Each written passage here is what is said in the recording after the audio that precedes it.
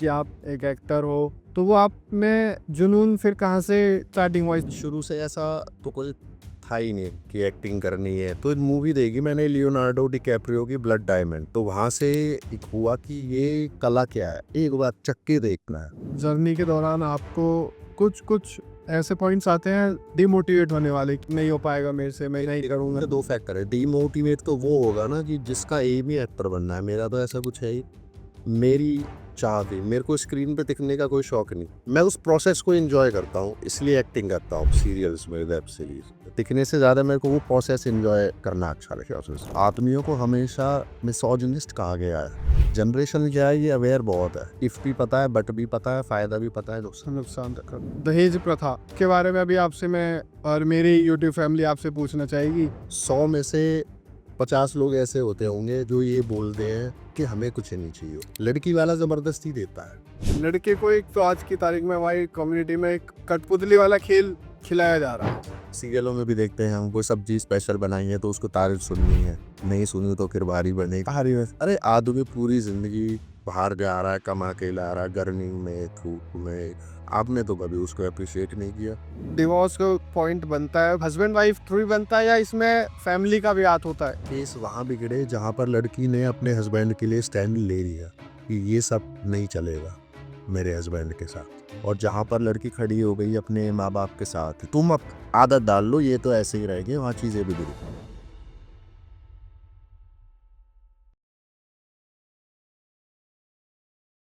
तो hello and welcome दोस्तों, मैं हूं सम्राट और आपका स्वागत है हमारे पॉडकास्ट चैनल हमारी बैठक पर। तो आज के हमारे जो गेस्ट होने वाले हैं वो एक बहुत ही अच्छे एक्टर, बहुत ही ज़्यादा मेहनती, जिनका नाम है अंकित वीर आर्य जी। आइए हम आपको उनसे मिलवाते हैं। शुक्रिया, सबसे पहले बहुत बहुत शुक्रिया, और सम्राट भाई को मेरी बहुत बहुत शुभकामनाएं अपना न्यू चैनल हमारी बैठक शुरू करने के लिए, और शुक्रिया मेरे को यहाँ बुलाने के लिए, अपने साथ एक पॉडकास्ट करने के लिए। मेरी शुभकामनाएं आपके साथ। थैंक यू भाई, थैंक यू बहुत बहुत। तो भाई मैं जानना चाहूँगा, आप एक बार अपना नाम वगैरह थोड़ा इंट्रो दे दो, आप अपना भाई, बेसिक। नाम मेरा अंकित आर्या, और अंकित वीर आर्या से मेरा जनरली वैसे मुंबई में और फेसबुक अकाउंट है, अंकित आर्या नाम है। पापा जी का नाम है वीरेंद्र आर्या, तो वीरेंद्र का वीर मैंने लगाया हुआ है, तो इस करके अंकित वीर आर्या होगा, गांव करावल नगर। और भाई आपका बर्थ जानना चाहूँगा, बर्थ कहाँ पे हुआ आपका? बर्थ तो भाई मेरा दिल्ली में ही हुआ, 29 अप्रैल 1988। भाई फैमिली में कौन कौन है? फैमिली में भाई हम मम्मी पापा, 5 भाई बहन है, मैं सबसे छोटा हूँ। तो सबसे छोटे, तो इसका मतलब सबसे लाडले या सबसे शैतान भी आप ही रहे होंगे? हाँ, लाडले, पिटे भी खूब, शैतानियाँ भी करी।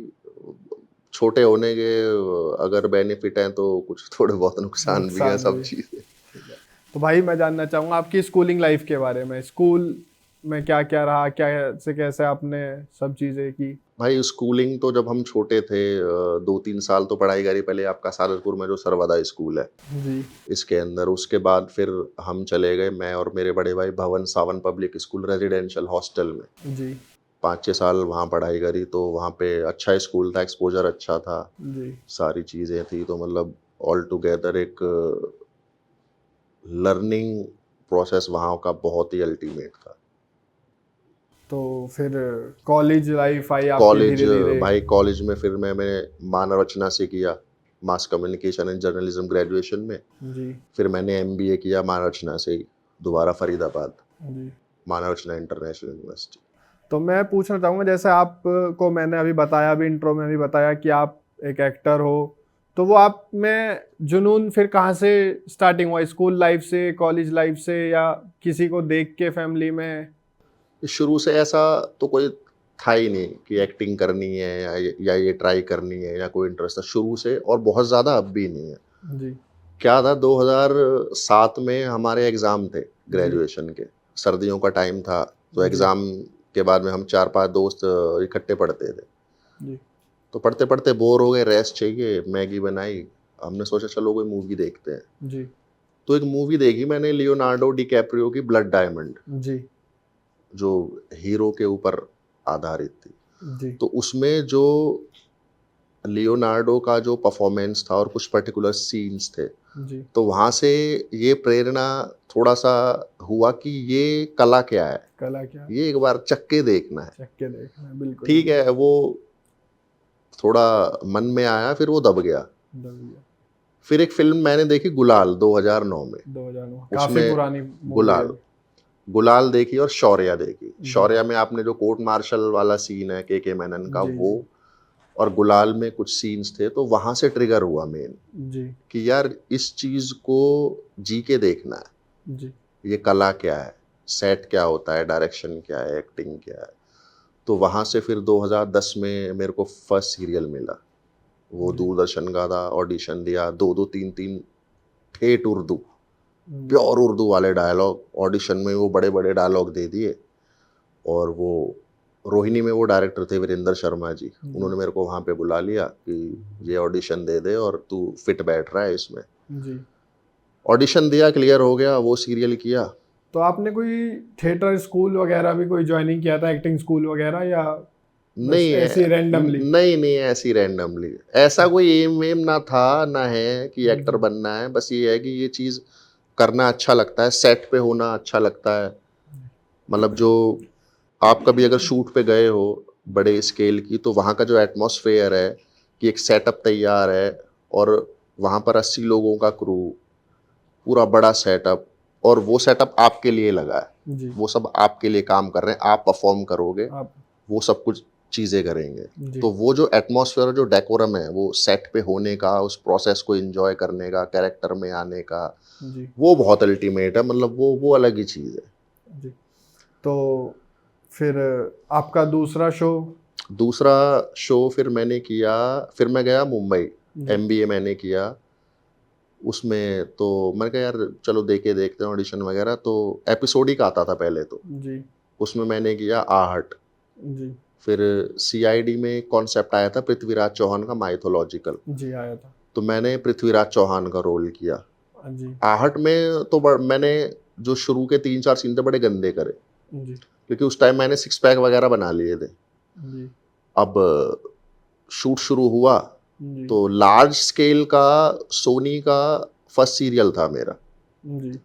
अब तो खाना वाना खाते नहीं थे, एब्स खराब ना हो जाएं, पूरे एब्स दिन खराब भूखे ना हो रहते जाए। थे, लो कार्ब डाइट, ये वो। तो जो जी, मेरे जी, साथ कुछ को एक्टर्स थे वो एनएसडी के भी थे, जी, तो वो सारा प्रोसेस मेरे देख रहे थे कि मैं कैसे कैरेक्टर में तैयार हूँ। जब टेक हो रहा था तो मैं तो कर रहा हूँ, डायलॉग अच्छे निकल रहे हैं, जी, लेकिन जब हम अपना मॉनिटर पे वापस शॉट्स देख रहे थे तो मुझे खुद महसूस हो रहा था कि पेट से नहीं आ रहा है, आंखें वो चीज नहीं कह पा रही हैं। हाँ, तो फिर जब मॉनिटर पे देखा तो ऐसा लगा कि मेरे को भी कि शायद आंखों में वो कन्विक्शन नहीं है। तो उन्होंने मेरे को बताया कि ये एक्चुअल में हो रहा है डाइट की वजह से, कि आपने जिम पे बहुत फोकस किया हुआ है, डाइट बिल्कुल लो कार्ब पे हो। तो शुरू के एक दो सीन उस तरह के हुए, वो फाइनल भी कर दिए डायरेक्टर ने। तो फिर खाना वाना खाया बढ़िया, उनकी बातें सुनी, सजेशन सारे माने, तो उसके बाद फिर सुर पकड़ा और उसके बाद फिर बढ़िया बढ़िया होता चला गया।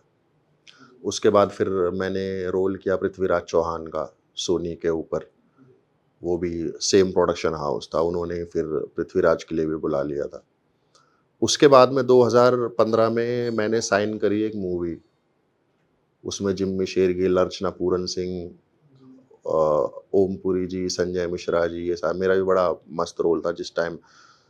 बट हुआ क्या कि वो डायरेक्टर साहब कुछ कुछ ज़्यादा ही महान व्यक्ति थे। उन्होंने जब हमारी नरेशन चलती थी, संग्राम, जिम्मी शेरगिल, ओमपुरी, हम जब साथ बैठे होते थे ऑफिस पे, तो सुनाया कुछ। जब शूट शुरू हुआ तो शूट किसी कुछ और ही हो रहा है, तो मैंने तो वो 2 दिन शूट करके वो छोड़ ही दी थी कि मैं तो करूँगा नहीं। अब क्या हुआ था, रॉन्ग कमिटमेंट्स, रॉन्ग सबको चीज़ें बताई गई थी, तो वो पिक्चर बस हुई किसी तरह पूरी। सब नाराज थे, जिम्मी शेरगिल, संग्राम, ओमपुरी, अर्चना पूरन सिंह जी। मैं तो मतलब नाम भी नहीं लूंगा उस मूवी का। वो रिलीज भी हुई, उसका बहुत बुरा हश्र भी हुआ, और शायद वो ही होना था उस मूवी के साथ। वो बहुत गंदा एक्सपीरियंस था। उसके बाद फिर एकता कपूर का सीरियल, फिर शादी वादी हुई बीच में, मैं दिल्ली आ गया। तो यहाँ से फिर मैंने 3 प्रोजेक्ट्स एक साथ किए। एक अलाउद्दीन खिलजी जिसका भी नाम डिसाइड नहीं है, शूट पूरी कर चुका हूँ मैं। बाहुबली की तरह वो क्रोमा पे पूरी शूट हुई है उसी तरीके से। तो वो भी मुंबई शूट हुई है भाई, मैं मुंबई आपसे जानना मुंबई चाहूंगा जी। एकता कपूर का सीरियल ये दिल मांगे मोर जिसका मेन विलन मैं हूँ। जी 54 एपिसोड का सीरियल रहा जी वो और वेब सीरीज भर्ती माफिया और अलाउद्दीन खिलजी वाला, ये जी मैं 3 प्रोजेक्ट एक साथ कर रहा था जिसमें जी मेरे लंबे बाल थे, सिक्स पैक थे, जी वो सारा सिस्टम था। तो बहुत मजा आया, मतलब एकता कपूर मैम के साथ काम करके तो मतलब ऑल टुगेदर वेरी डिफरेंट जी। एक्सपीरियंस, मजा आ गया। काफी एक्सपीरियंस है उनको भी, एकता कपूर जी को ना। हाँ हाँ, तो उसके बाद पर हमारी इस लाइन में थोड़ी सी दिक्कत है जी कि वो यहाँ पे स्टीरियोटाइपिंग बहुत होती है कि जी एक बार विलन कर लिया तो फिर विलन का ही रोल आता रहेगा, वो आपको एक्सप्लॉइट करते हैं। जी अभी भी उस सीरियल के बिहाफ पे, भर्ती माफिया के अलाउद्दीन खिलजी के रोल के बिहाफ पे बहुत ऑफर आते हैं, लेकिन रोल वैसा ही देना चाहते हैं वो। जी। तो मैं जानना चाहूंगा, इस जर्नी के दौरान आपको कुछ कुछ ऐसे पॉइंट्स आते हैं कि बिल्कुल डिमोटिवेट होने वाले, कि अब नहीं हो पाएगा मेरे से, मैं नहीं करूंगा? देखो उसके 2 फैक्टर हैं। डीमोटिवेट तो वो होगा ना कि जिसका एम ही एक्टर बनना है, मेरा तो ऐसा कुछ है ही नहीं।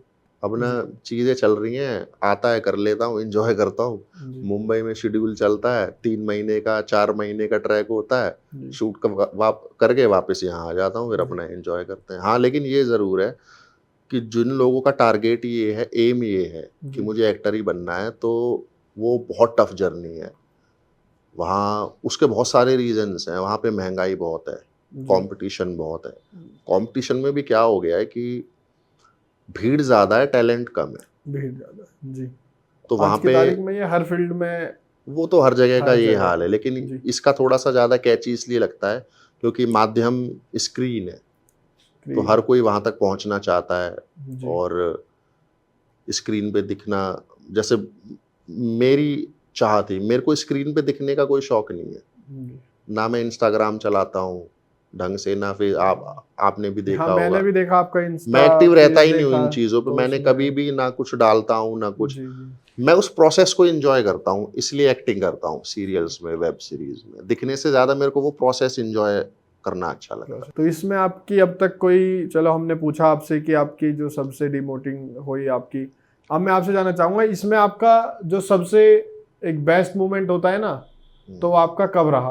बेस्ट मोमेंट तो इसी में रहा। एक तो अलाउद्दीन खिल, मैं आपको बताऊं कि मैं एकता कपूर मैम के शूट पे था, अपनी वैनिटी वैन में बैठा हुआ था, तो मेरे को एक फ़ोन आया कि सर आपका प्रोफाइल, हमारे क्या होता है कि एकता कपूर के सीरियल में ऐसा हुआ कि जब मेरे टेक चल रहे होते तो वहाँ तालियां बजती थी। जी और अगर आप, इंडस्ट्री बहुत छोटी सी है। जी अब एक तो ये बात फैली नहीं कि एकता कपूर का नया विलन है, कि ये है अंकित आर्य है, ये है, तो वो बात फैलती है, तो प्रोफाइल फैलता है इंडस्ट्री में। प्रोफाइल अब कहीं फैलता कोई है। रिक्वायरमेंट है, ऐसे लुक का कोई चाहिए, तो किसी ने बताया जी कि ऐसे वो है, आप उससे बात करो, तो मेरे को फ़ोन आया, उन्होंने मीटिंग के लिए बुलाया। मीटिंग के लिए उन्होंने बैठते ही ये कहा कि यार हमको मिल नहीं रहा था 1 महीने से, हमें हमारा अलाउद्दीन खिलजी मिल मिल गया, गया। जी आज हमें यही बंदा चाहिए था। लेकिन जी उसमें भी फिर ये होता है कि उन्होंने भी फिर एक स्क्रीन टेस्ट किया। जी स्क्रीन टेस्ट किया, 2-3 दिन वो पूरा चला, तो उसमें मतलब मज़ा आया। सबसे अच्छा एक्सपीरियंस अलाउद्दीन वाला और एकता कपूर मैम के साथ। तो अंकित भाई, मैं आपसे जानना चाहूंगा, जैसे आपने इस लाइन में आपने अपना करियर भी बना रहे हो, बनाते भी आए हो, आपने एक मूवी देखी होगी हसीना दिलरुबा, हाँ, थोड़ी बहुत देखी। जिसमें वाइफ अपने पति को लेकर एक मारने की प्लानिंग करती है, और ये चीज तो हमें आज की तारीख में एक सामने भी देखने के लिए मिल रही है। ये भी एक पिक्चर से कम जैसा सीन तो है नहीं हमारे लिए। तो बाकी मैं आपसे जानना चाहूंगा इस बारे में भी, क्या आपके विचार है, क्या आप कहना चाहोगे इस बारे में? ये मतलब बहुत दुखद है जी जो भी कुछ हो रहा है। तो थोड़ा सा अगर हम बैकग्राउंड में जाएं, जी तो इन आदमियों को हमेशा मिसोजिनिस्ट कहा गया है। जी नारी का उत्पीड़न करने वाली जो प्रजाति है, जाति है, वो पुरुष है। जी पहले काफ़ी हद तक था भी। जी उसको बैलेंस करने के लिए कुछ कानून ऐसे बनाए गए, प्रावधान लाए गए कि जहाँ पुरुष को डर लगे, बहुत सख्त सख्त कानून बनाए गए। जी फिर उन धीरे धीरे उन चीज़ें बैलेंस हुई, जी नारी उत्पीड़न कम हुआ। अब जैसे जैसे अब जनरेशन क्या है कि अवेयर बहुत है जी आजकल की जनरेशन, जी। तो उनको इफ भी पता है, बट भी पता है, फायदा भी पता है, नुकसान भी नुकसान पता भी है, पता है। लूप होल भी बिल्कुल पता है। बिल्कुल। जी एक तरफा जो कानून नारी के फेवर में बना दिए गए हैं, जी। पुरुष की जो सुनवाई नहीं है, आज की तारीख में जी बिल्कुल सुनवाई, बिल्कुल तो सही बात। लगभग मेरे को ऐसा लगता है कि ये सब उन चीजों का परिणाम है। बिल्कुल बिल्कुल। दूसरी चीज, आज की डेट में जो भी लड़की के पेरेंट्स होते हैं, जी जब वो लड़का देखना शुरू करते हैं तो वो बहुत जल्दी में होते हैं। हाँ जी। ठीक है, मैक्सिमम केस में ऐसा ही होता है कि अगर बात कहीं बन भी गई है तो लड़का वाला तो कह रहा है कि जी हम सर्दियों में करेंगे शादी, लड़की वाला कहेगा नहीं नहीं हमें तो अभी करनी है। हमें तो अभी करनी है बिल्कुल। समझ रहे और हो ये आप? हमारी कम्युनिटी में नहीं, ये सारी कम्युनिटी हर में सब जगह हर देखने को मिल जाएगा। लड़की का फादर ये चाहता है कि चीजें जल्दी हो जाएं, जल्दी हो जाए। हम रिश्ता कर दें तो उनको कल को कोई अच्छा ऑप्शन मिल जाए, वो वहां ऑप्शन। ना चले जाएं। तो जी मेरा मानना ये है कि अपने बच्चों के साथ एक दोस्त की तरह बात करें, बिल्कुल। लड़की क्या चाहती है, लड़का क्या चाहता है। बहुत स्ट्रिक्ट भी रह सकते हैं आप, रहना पड़ेगा, आप पेरेंट हो, आपका हक है, आप हमेशा भलाई चाहते हो। लेकिन थोड़ा सा उनके साथ जहां तक शादी ब्याह की बात है, तो थोड़ा आपको खुल के उनके साथ डिस्कशन करना चाहिए कि तुम्हारा क्या प्लान है, क्या सोच रहे हो, जी कोई मन में है या किसी से मिलते हो जुलते हो। और मुझे ऐसा लगता है कि थोड़ी सी अगर समाज में ही आप अगर शादी करें तो अच्छा है, और अगर नहीं करें तो सारी चीजें डिपेंड करती हैं कि बच्चे आपस में कितने खुश हैं। बच्चा। अब मैं जी उदाहरण देता हूँ कि जैसे मान लो गुजर गुजर आजकल हमारे समाज में तलाक बहुत बढ़ रहे हैं, बिल्कुल बोल रहे हैं सर। तो जिनके तलाक हो गए उनकी शादियों का फिर मायना क्या निकला? ऐसे में बेहतर वो है कि जिन्होंने बाहर शादी करी लेकिन खुश रह रहे हैं। खुश रह रहे हैं। तो बाकी बिल्कुल दुखद है जो भी बिल्कुल कुछ दुखद। हो रहा है, ये तो मतलब ये चेंज होना चाहिए और रुकनी चाहिए ये चीज। लड़कियों में भी कुछ ऐसे कानून आने चाहिए कि थोड़ा खौफ पैदा हो। और एक चीज इसमें बहुत ज्यादा देखने को मिल रही है हमें, दहेज प्रथा। हम्म। तो उसके बारे में भी आपसे मैं और मेरी यूट्यूब फैमिली आपसे पूछना चाहेगी, देखो भाई, जानना चाहती ये है। दहेज वहेज के बारे में ना मेरी बहुत अलग सोच है। मेरे थोड़े पर्सपेक्टिव बहुत डीप और अलग हैं, और आप भी ध्यान से सुनना इस बात को। ये मेरी भी ऑब्जर्वेशन है, मेरे यार दोस्त हैं उनकी शादियां हुई, मैं भी इसी समाज का हिस्सा हूं, मेरी भी शादी हुई। 100 में से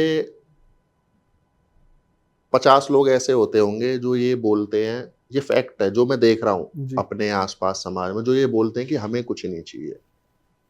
जी जी समझ रहे हो बिल्कुल आप? बिल्कुल बिल्कुल बिल्कुल देखने के लिए मिलती कि हमें कुछ नहीं चाहिए। जी लड़की वाला जबरदस्ती देता है जी कि नहीं जी हमें भी तो समाज में दिखाना है, ये है वो है। ठीक है, वो उनकी अपनी सोच है, अपनी रेपुटेशन है, सामाजिक कुछ चीज़ें बनी हुई हैं, संस्कृति उस हिसाब से लोग चल रहे हैं, और मेरे को लगता है चलना भी चाहिए। हाँ, कुछ परसेंटेज ऐसी है जहाँ ये घटनाएं पीछे भी हुई हैं जी कि दहेज मांगा गया है, जी और वो दुखद है। उन कुछ चुनिंदा लोगों की वजह से पूरा समाज बदनाम होता है। जी और कुछ चीज़ें ऐसी हैं कि दहेज ना लो तो बढ़िया है, अपनी खुशी से कोई दे रहा है, और वो दामाद को नहीं दे रहा, जी वो अपनी वो अपनी बेटी को दे बेटी को रहा। दे रहा है, सही बात है। आप मेरे को एक बात बताओ, जी अगर वो व्यक्ति जी जो आपका दामाद बनने जा रहा है या दामाद है, वो आपका दामाद नहीं होता, या आपकी लड़की से उसकी शादी नहीं हो रही होती, तो जी आप उसको वो पैसा या गाड़ी कुछ देते? कोई नहीं देता सर, कोई नहीं देता। अल्टीमेटली आप अपनी बेटी को सपोर्ट कर रहे हो, बेटी को सपोर्ट और कर नाम बदनाम हो रहा है लड़कों का। लड़कों का। मैंने ऐसे भी जहाँ केस देखे हैं कि शादी के बाद भी अगर किसी को लग रहा है कि यार थोड़ा और होना चाहिए, मेरी बेटी की लाइफ स्टाइल थोड़ा सुधरनी चाहिए, जी लड़का कुछ नहीं कह रहा, जी लड़के ने कुछ नहीं मांगा, जी वो अपनी मर्जी से लड़की को दे रहे हैं। लड़की को लड़के के हाथ में पैसा भी नहीं आया पैसा कभी, भी नहीं आया कभी, सही बात है। अपनी लड़की की लाइफ को थोड़ा और बेटर करने के लिए। जी लेकिन अगर कुछ कहीं कुछ बात हुई है तो बदनाम उस लड़के को किया गया है। जी मैंने बहुत देखा है ये समाज में, अरे इसने पैसा ले लिया, ससुराल से पैसा ले लिया, वहां से ले आया, उसने जी ना वो पैसा कभी देखा ना उसके हाथ में कभी आया। जी तो जो भी अच्छी बात है, कोई फादर अपनी बेटी को सपोर्ट कर रहा है, लेकिन ठीक है, जैसा है चल रहा है। समाज हमेशा लड़कियों की तरफ झुकाव रहा है, जी। ठीक है, जैसा जो है। इसमें जो भी है, जहाँ तक है सारे लड़के ही पिसते हैं अभी तक जो देखा गया है। अभी तक तो यही है कि आप चाहे खरबूजा चाकू पे रख लो या या खरबूजा, खरबूजे को चाकू पे रख लो, सही या है। चाकू उस पे गिरा दो, वो कटेगा खरबूजा ही। तो खरबूजा बढ़िया कट रहा है, लेकिन कहीं कुछ कुछ केसेस में, जैसे हमारे समाज में आप भी जानते होंगे कि कहीं लड़कियों के साथ नाइंसाफी हुई है, तो लड़कों के साथ भी बहुत हुई और हो रही है। जी। तो मैं जानना चाहूँगा अंकित भाई आपसे कि ये चीज़ कैसे सुधारी जा सकती है या कभी नहीं सुधर सकती? कुछ चीजें ऐसी होती हैं, जैसे सूरज है, जी। चांद है, या हमारा सांस लेना, जी। ये चीजें जब तक रहेंगी सदा अमर हैं। ये चीजें, जी। बारिश का होना हमेशा होगी। जी। जी। दुनिया में अच्छाई भी है तो बुराई भी हमेशा होगी ही होगी। बिल्कुल।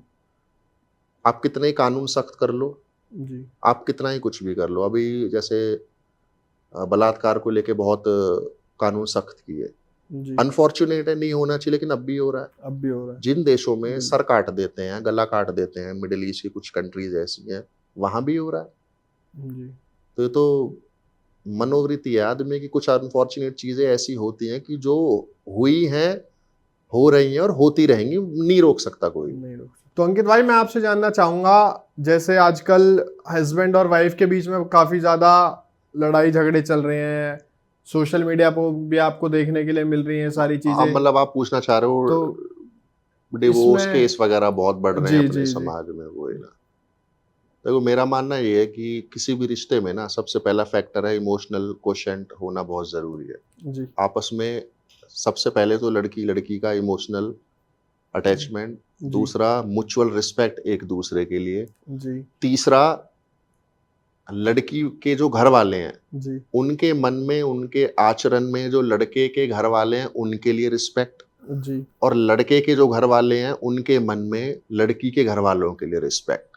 जी आजकल जो मैं ये देख रहा हूँ कि रिस्पेक्ट की जो कमी है, जी और डायलॉग नहीं है जी कुछ भी जी आपस में।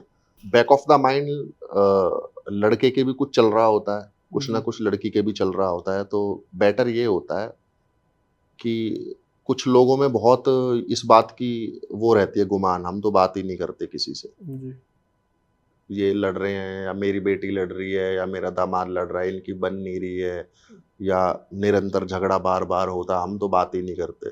जी हमने बेटी भी आई है और उसका कर्तव्य है खुश रखने का, रखना जी चाहिए उसको। ऐसे जी नहीं होता। बात करो आप बिठा के, बच्चों क्या हो रहा है, दोस्त की तरह बात करो, सॉर्ट आउट करो चीजें। कुछ जी कमी हमसे हो रही है तो हम उसको पूरा सुधार लाएंगे, सुधार कहीं आपसे करेंगे। हो रही है, आप 2 कदम हम चले, 2 कदम जी आप चलो। और मैंने ये देखा है कि आमतौर पर जहाँ इस तरह के आपस में डायलॉग हुए हैं, बातचीत होती हैं, झगड़े हो जाते हैं और सॉर्ट आउट हो जाता है। जी मैं ये मानता हूँ कि मोस्ट ऑफ द केसेस में लड़की भी रहना चाह रही है लड़के के साथ, लड़का भी चाह रहा है लड़की के साथ रहने के लिए, बट जो फैमिलीज का जो एटमॉस्फेयर और जो बर्ताव बन जाता है जी एक दूसरे की फैमिली के प्रति, बदतमीजियां, जी लड़की वाले गंदा बकते हैं लड़के वालों को, लड़के को, जी वहां से चीजें मेरे को ऐसा लगता है कि मुख्य तौर पर बिखरना शुरू होती है। जी क्योंकि कोई भी आदमी हो, उसके लिए रिस्पेक्ट सर्वोपरि होती है, और जी जहाँ रिस्पेक्ट नहीं है ना तो वहाँ अटैचमेंट हो सकती है, ना कोई इमोशनल क्वेश्चन हो सकता है। तो जी मैं मेन फैक्टर मानता हूँ रिस्पेक्ट को और डायलॉग को। डायलॉग मतलब आपस में बातचीत करो अगर कुछ चीज़ें सही नहीं चल रही है तो। जी। तो इसमें मैं आपसे पूछना चाहूंगा कि इसमें सुधार हो सकता है आदमी की अपनी या? बनावट होती है। जी अब कई बार क्या होता है कि वो आपने कहावत सुनी होगी, रस्सी जल गई बल नहीं गया। बल नहीं गया। आदमी अपने मुख्य किरदार, मुख्य एटीट्यूड को छोड़ना नहीं चाहता। जी एक उसमें उसकी वो नेचुरल बनावट भी है और ईगो भी है। ईगो भी है, तो सही बात। मुझे ऐसा लगता है कि जहाँ बच्चों की जिंदगी का सवाल होता है तो थोड़ा ईगो को साइड में रख के दोनों को प्यार से बिठाओ, बात करो, दोस्ती करो। जी मैंने अपने इर्द गिर्द देखा है, जी जैसे कुछ यार दोस्त हैं, मैटर बिगड़े, चाहे कितनी लड़ाई हुई जी हस्बैंड वाइफ की, जहां पर साले ने इनिशिएटिव ले लिया ना यार, जी अब है तो जीजा ही जी जी, सही तेरा। बात। अगर तुम्हारा इमोशनल अटैचमेंट क्रिएट हुआ ही नहीं शुरू से जी तो बात अलग है। और आमतौर पर इंसानियत तो यही कहती है कि इमोशनल क्वेश्चन जुड़ना जरूरी है भाई। अब वो तेरा जीजा है, वो तेरा साला है, आपस में घूमो, बात करो, कभी मूवी देखने। मैंने ये देखा है, मैंने जो ऑब्जर्व किया अपने जी आसपास, कि जिन लड़की के भाई वगैरह ने जो इनिशिएटिव लिया, जी अपसेट होने के बाद भी कि जी यार जीजा और सिस्टर का झगड़ा चल रहा है, पहुंच गया जीजा के पास, जीजू चलो बताओ क्या समस्या है, चलो खाना खाने चलते हैं बाहर, चलो क्रिकेट खेलने चल रहे हैं, मूवी देख के आएंगे। जी जी, उससे क्या है, फिर बातें बाहर आती हैं, वो बात है बात। अपने मन की बताता है, लड़की अपने जी मन की बताती है, लड़की वाले लड़की को समझाते हैं, लड़के जी वाले लड़की को कुछ समझा देंगे। जी, आमतौर पर समस्या कहाँ स्टार्ट होती है कि कोई लड़के से पूछता ही नहीं है कि लड़के से तेरी प्रॉब्लम क्या है। तेरी प्रॉब्लम क्या है, सही बात है। ये मैथमेटिक्स में नहीं होता, let G this be X. X, जी तो ये मान के चला जाता है सोसाइटी में कि लड़के को तो बैलेंस होना ही पड़ेगा, वो पड़ेगा। लड़का है। अरे उससे तो पूछ लो कि उसके दिमाग में मैं कितना क्या, मेंटल प्रेशर है, जी जी जी, उसको क्या क्या चीजें खाए जा रही हैं। फायदा। लड़के से बात करना ज्यादा इंपॉर्टेंट है बनिस्पत लड़की के, मुझे ऐसा लगता है। लड़के को एक देखा जाए तो आज की तारीख में हमारी कम्युनिटी में एक कठपुतली वाला खेल खिलाया जा रहा है। एक बहुत छोटी सी बात है कि जैसे जैसे लड़कियों की बनावट है, जी कोई सीरियलों में भी देखते हैं हम, कोई सब्जी स्पेशल बनाएंगे तो उसको तारीफ सुननी है, जी जी, नहीं सुनी तो फिर भारी बनेगी। भारी बने, सही अरे बात है मैंने सही। इतनी में, अरे आदमी पूरी जिंदगी बाहर जा रहा है, कमा के ला रहा है, गर्मी में धूप में, जी आपने तो कभी उसको अप्रिशिएट नहीं किया। जी जी जी, तो ये ठीक है छोटी। और एक चीज और जो मेरी ऑब्जर्वेशन ये है कि बड़ी बात पे ज्यादा डिवोर्स नहीं होते, बिल्कुल छोटी छोटी छोटी छोटी बात होती बात है। हैं।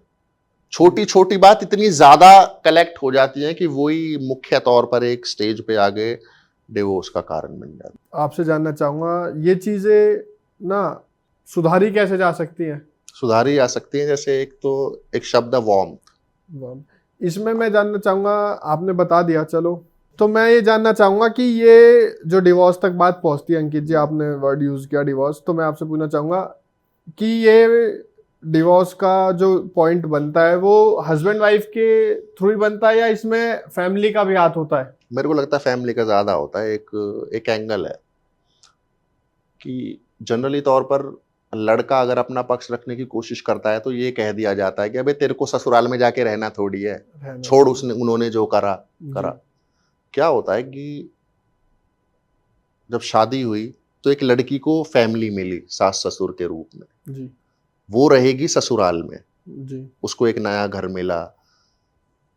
तो मेंटली तौर पे जिस चीज को मुझे लगता है कि लोग समझ नहीं पाते, जी लड़के को भी एक फैमिली मिली है नहीं, जी, उसके मन में रहेंगे उसके मन में।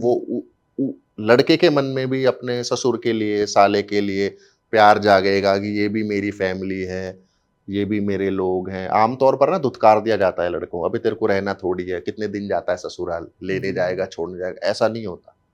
लड़का जा रहा है जी, ससुराल या आपने किसी फंक्शन में बुलाया तो आप अच्छे से मिलो, वार्मथ के साथ, आपको गर्मजोशी महसूस होनी चाहिए जी कि हाँ आप आए हो, आपके आने से किसी को खुशी हुई। सेम अगर लड़की वाले आपके घर आ रहे हैं, गर्मजोशी से मिलो, जी रिस्पेक्ट दो, उनको लगना चाहिए कि हाँ हमारे रिश्तेदार हैं, हम आपस में प्यार और म्यूचुअल अंडरस्टैंडिंग डेवलप होती है। जी और आमतौर पर क्या होता है कि सबसे जो बड़ी मिस्टेक, मैं इतना कुछ इसलिए जानता हूँ क्योंकि मैं वुमेन कमीशन, वो जो मैं मैम के बारे में ऑफ द कैमरा डिस्कशन कर रहा था, जी रेनू जी भाटिया मैम, जी तो उनकी हियरिंग्स में कई बार मैं रहता हूँ, वो बुला लेती हैं जी कि आज तू मेरे साथ रही हो, तो ये सारा मैं। तो जब वहां लड़का पक्ष निकल के आता है तो मुख्य तौर पर जो लड़कों की जो कंप्लेंट है वो जी सब रिस्पेक्ट से रिलेटेड है कि हमारी बेइज्जती करी घर बुला के, हमारा ये हुआ वो हुआ, और वहीं से चीजें बिगड़ना शुरू होती। अगर उसमें भी सुधार की गुंजाइश है, मुख्य तौर पर केस वहां बिगड़े जहां पर लड़की ने अपने हस्बैंड के लिए स्टैंड ले लिया जी कि ये सब नहीं चलेगा। मेरे हस्बैंड के साथ, जी जी जी बिल्कुल। तो वहां पर उनकी अंडरस्टैंडिंग बनी। और जहां पर लड़की खड़ी हो गई अपने माँ बाप के साथ ही कि तुम आदत डाल लो, ये तो ऐसे ही रहेंगे, वहां चीजें बिगड़ी, वहां सारी चीजें फिर बिगड़ती चली वहां जाती। बिगड़ती चली जाए। तो डायलॉग सबसे इंपॉर्टेंट है, वार्मथ, गर्मजोशी से मिलना, महसूस होना कि अरे तू मेरा रिश्तेदार है, तू आया है, मुझे खुशी है, बैठ बात करेंगे। सही बात। वो चीजें हैं जो आज की डेट में, जो शायद कहीं बहुत ज्यादा बढ़ भी रही हैं, तो कहीं किसी कोने में, किसी सेक्शन में बहुत ज्यादा घट भी रही है। तो ये भी एक बहुत मुख्य कारण है। तो अंकित भाई मैं जानना चाहूंगा, जैसे मैंने आपको देखा भी है काफी जगह और सुना भी है, आप थोड़ा सोशल वर्कर भी हो, मैंने ऐसा भी सुना है। तो जैसा हमारी कंट्री में, जो आज की तारीख में हमारी कंट्री में पॉलिटिकल सिनेरियो चल रहा है, उसमें आपकी पसंदीदा पार्टी या कोई पसंदीदा नेता, उसके बारे में आपसे मैं थोड़ा सा जानना ऑल चाहूँ। Time favourite, I am a hardcore BJP BJP. वाला आदमी हूँ मैं, शुरू से अब तक। उसका रीजन है जी कि मैं एक बहुत ही रैशनल व्यक्ति हूँ पॉलिटिक्स को लेके। जी भावना में बह के कुछ आइडियोलॉजी आ गई है, ऐसा नहीं है। जी आप गौर करिए, वो अलग बात है कि फिर इस पार्टी के टुकड़े हुए थे, जनसंघ बनी, फिर ये हुआ, वो हुआ, लालू नीतीश अलग गए, कुछ भी हुआ, वो एक अलग मैटर है। जी कि जिन मुद्दों को लेकर ये पार्टी शुरू हुई थी जी 50-60 साल पहले, जी राम मंदिर, 370, जी या जितने भी पॉलिटिकल इश्यूज और इनके एजेंडाज थे, सत्ता में आने के बाद उन सबके ऊपर काम किया है काम इन्होंने। किया है बीजेपी। वरना और पॉलिटिकल पार्टीज क्या करती हैं कि अरे अब सत्ता में आ गए, अब सत्ता में किस तरह बने रहें, उस तरह अपने आप को मोल्ड करते चलो, मोल्ड वोटरों करते। को लुभाते चलो। बीजेपी का फंडा ये है, इसलिए पसंद है कि वो अपने एजेंडाज में क्लियर हैं जी बहुत, कि ये हमें करना है, ये हम कर रहे हैं, और ये हम करेंगे ही करेंगे। जी हमारे इस एक्शन से अगर कोई XYZ तबका नाराज हो रहा है या वोट बैंक छिटक रहा है, तो छिटकता रहे, हम वो करेंगे जो हमें करना है। हमें करना है। कांग्रेस का रहा उल्टा, जी अरे माइनॉरिटी नाराज ना हो जाए, जी ऐसे कर लो, फलाना कर लो। तो सबसे ज्यादा जो माइनॉरिटी को समझना चाहिए, सबसे ज्यादा उत्पीड़न उनका किया ही कांग्रेस ने है। किया 70 साल तुम सत्ता में रहे और जी फिर भी माइनॉरिटी की ये हालत क्यों? क्योंकि उनको सिर्फ वोट बैंक की तरह ही यूज किया गया है, जानबूझ के उनको पिछड़ा रखा गया है। जी तो ऑल टाइम फेवरेट बीजेपी। और मुझे ऐसा लगता है कि बहुत दिल्ली में भी आ गए हैं, तो बहुत अच्छा काम हो रहा है, शानदार काम हो रहा है, और आगे बढ़िया ही होगा। बीजेपी में मैं आपका कोई फेवरेट लीडर जानना चाहूंगा, और क्यों?